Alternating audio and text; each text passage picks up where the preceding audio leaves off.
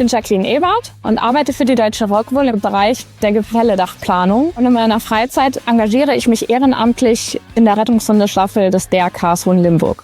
Der Raven ist ein deutscher Schäferhund aus der Leistungslinie. Aktuell ist er etwas über 2 Jahre alt und befindet sich gerade im Abschluss seiner Ausbildung zum Flächenhund.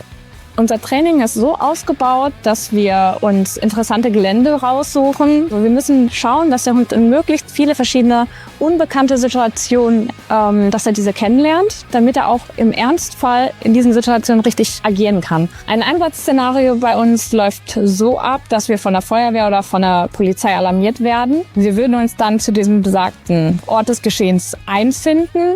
Dort würde man dann uns inszenieren, was jetzt gerade überhaupt von uns gefordert ist, wer vermisst ist. Er muss dieses ganze Gebiet absuchen und sich die Witterung erarbeiten, bis er dann die vermisste Person dann schließlich findet.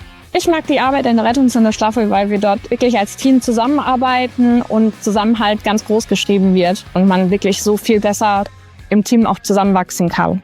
Die Personen sind oftmals 1, 2 oder vielleicht sogar 3 Meter unter dem Hund. Also wenn Raven dann tatsächlich in der Suche ist und ich ihn dann wirklich nicht mehr sehen kann, weder sehen noch hören, dann denke ich mir schon manchmal, ist er jetzt auf der richtigen Spur, hat er sich verletzt oder hat er vielleicht jetzt auch mal einen Hasen gesehen, der für ihn interessanter ist. Das sind alles so Gedanken, die man sich unterwegs macht. Er macht das ganz super. Also er findet die vermissten Personen mit Hilfe seiner Nase. Auch für unsere Kunden ist es manchmal nicht direkt sichtbar, was wir überhaupt als Leistung in unserem Aufgabengebiet für sie tätigen. Dadurch, dass sie meistens immer nur das fertige Produkt dann auf ihren Dächern vorfinden.